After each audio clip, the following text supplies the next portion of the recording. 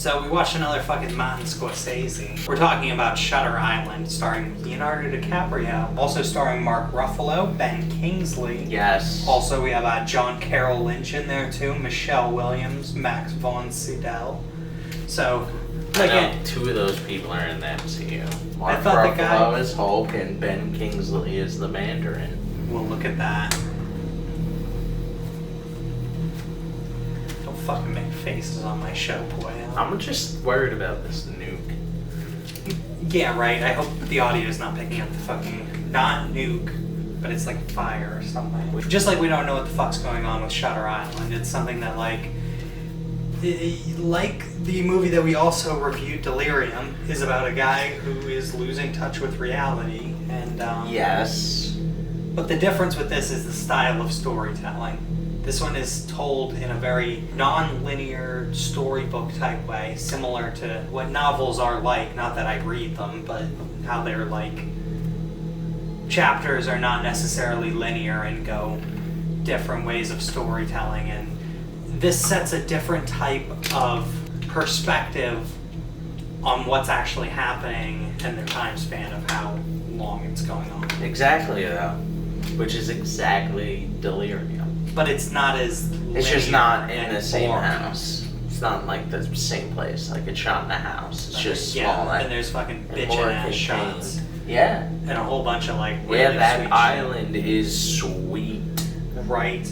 And the cinematography is done by Robert Richardson. I just Okay. thought I should point that out because he does a fucking awesome job. in Okay, this so movie. not Martin Scorsese. He directed it, Okay. but the cinematography was Robert Richardson. Okay. So the movie has a $65 million budget, and it made just shy of $300 million in the box office. Okay. I know I was one of the people who fucking bought a ticket when it was either opening or Yes. second weekend. Me too. I bought it opening. I bought it like, I think, day after. Yeah, this was back in 2010, so yeah, I was 15 at the time. Yeah. I had to have snuck in at somehow I got in with some ability, Okay. probably See, buying tickets to another movie and then sneaking into it with a couple other people. But I specifically remember seeing it in theaters. Oh, I think someone like bought the tickets online, and we just got them. Oh, I mean, that's cool. And then, I believe so. Because I mean, sometimes they don't even have someone sitting 'Cause, there I at mean, it that wasn't ticket even counter. that bad. Like, I'm sure it wasn't even like, and it's not even that bad. What, the movie? Yeah, no, like when I saw it at 15, I wasn't like, No, I mean, well, it's a this is rated R movie, hard but it's R. not necessarily like the suggestive theme and like I guess the presence of like it's heavy once you find out everything that's involved with it, which is a fucking huge twist and a pretty emotional one at that, I Yeah. guess. But there's nothing necessarily visually grueling in this movie Yeah. that would make like a kid want to like shit his pants or like scar him for Yeah. life or anything like that. Yeah, So, just a unique story by Scorsese with Leo, and that's why it killed it on box office. yeah, the movie is actually based off of a book too, which was written by Dennis Lehane, Okay. so which was also called Shutter Island. So 2003 was the book. I think and it says it. Like, I remember I thought it said, maybe it says it in the credits or something. Oh, it probably the does. movie, yeah. I just felt like Yeah. mentioning it because it makes me seem like I know something. Cause Okay, my I bad. fucking wrote it down on a piece of paper. I'm sorry. already. So we can say that the hospital that was being filmed, Ashcliffe, is actually a real place. It's also Okay. goes by the name of Medfield State Hospital, but it is located in Norfolk County, Massachusetts. And it's an island? I don't think Oh, it's an okay. island, You just think that, okay, I got you. but the place exists. Okay. And you know what though? I know for a fact that Leo didn't win an Oscar for this. No, I think wasn't his only Oscar for The Revenant, Yes. which I still haven't seen. Yeah. Oh, really? And I call myself a Leo fan. And it's funny because like I thought Shutter Island was better. Let me just talk about Leonardo DiCaprio for a little bit. Yeah. You know. Do you wish he was in? Do you wish he was like like a horror movie? Like what if he was Jigsaw? I don't know if he'd Would you love necessarily it? be that type. I don't know if I'd necessarily want to see him in that type. I mean, I don't necessarily doubt him, but it's something that I've never seen him in. So it's Like just. what if he was playing a serial killer? I mean, he's had to have done that before. Maybe. can't think of any off the top of my head that he's played that were serial killers.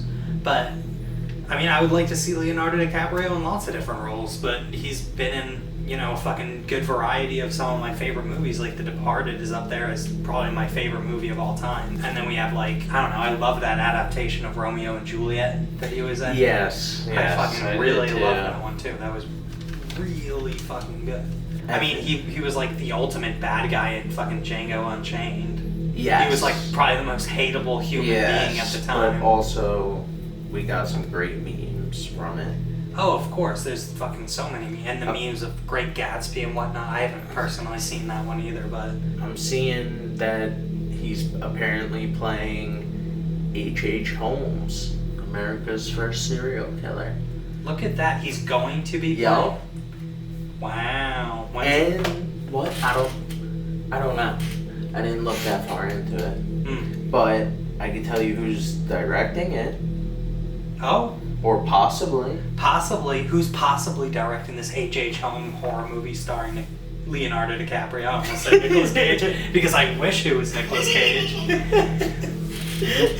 He would probably kill it, but it's possible Scorsese. I mean, the movie is one that, like, I would say you can watch 10, maybe 20 times over and over again, at least like I have, personally. And it's one that, like, the first time I watched it in theaters, when I walked away, I was like, what the fuck happened? Yes. What the fuck? And I watched it another time, and, like, with a couple of different, like, groups of people, and, like, asked their opinions of it and stuff, and I bounced a few other opinions and stuff. Okay. And it's been kind of torn as to whether or not things have, like, because I guess the story centers around whether or not things are actually happening. It's either decided that the guy who thinks that he came there to investigate a murder is actually investigating said murder, or if he's actually the guy who committed said murder of his wife who also committed a murder. Yeah, so it's basically if it's the way that things have been going for him, or if everything's a lie and this institution has basically just been patronizing him for a little while and letting him kind of run wild with this investigation while kind of giving him one more chance to rationalize everything in his head by running through all the events. If that's what it is. If that's what it is. Or if it's just them making him insane. Which I'm currently on the side of former. What? The first, that they weren't that making he's him insane. A patient? That he's a patient. After watching it this most recent time, I'm more convinced that he's a patient than ever. What makes you say that?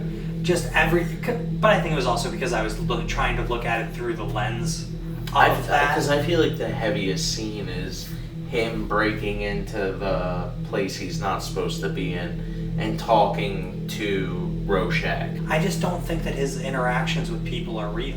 That's like every time I watch this, I kind of fall on different sides of that fence, and just after watching it this most recent time, I tried to look at it through a lens of that it didn't fucking happen, and the clues lead more towards, to me, but it's one of those things, it's not fucking definitive. Exactly. You're not gonna fucking know, and it's just... See, because so when this first came out and I left the theater and I was going back and forth because I understand where, but like, so every time I watch it, I teeter on going back, and I guess that's what it's supposed to do, that every time you watch it, you know, you see it this way or this way or this way, and like, I don't know, watching it this time, it was definitely more so like, okay, maybe he is a cop and they just got him. How do you think they made his gun? His fake gun when he came The home? fake gun? Yeah.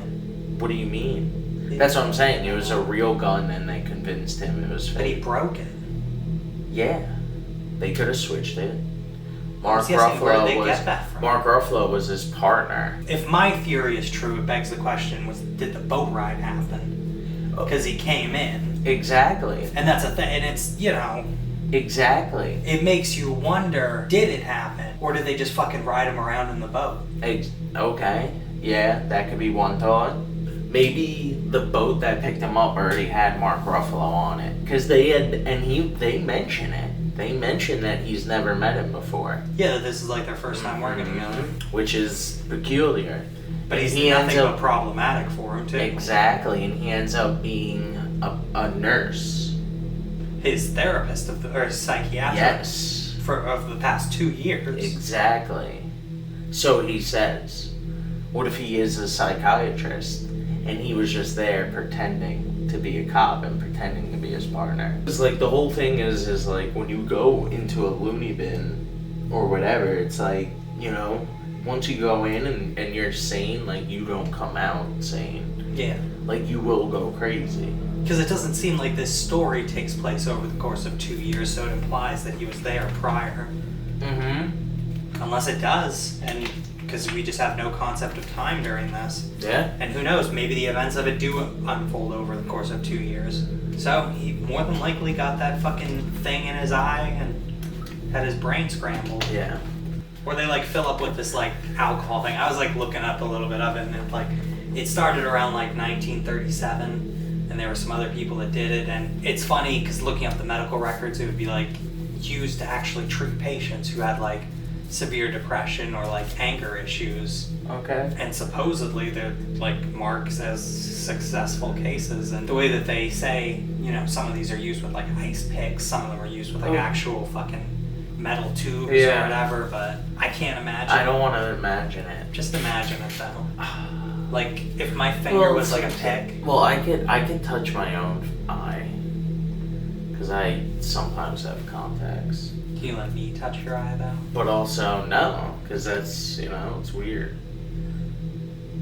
I don't know. How many spooky ghosts would you give Shutter Island? I would probably say a 4.3. 4.3. Like it is good. Like it obviously this is like the 18th time I've watched it. Like, you know, it clearly has replay value. It's entertaining, but it is at the same time not one of my biggest Scorsese films that I'm a fan of. Oh yeah, I mean it's not The Departed. It is not The Departed. It's not Goodfellas either. It's not Goodfellas. No. It's not even The Irishman. Never seen it. Really? Never seen it. Recommend. I would give a 4.5 spooky ghost for it. Highly recommend. Lots of replay value. Wow. Leonardo DiCaprio. That's one of your highest. Oh, definitely. It's one of my favorites. Wow. And it's not necessarily scary of the horror variety, but it's thriller. And But it's it's an not enjoyable. It's not Departed. It's not The Departed. But it's a very rewatchable movie. And one that you can watch with a good general audience if you're just trying to set a good creepy tone for movie night rather than scaring someone's socks off. Because it doesn't do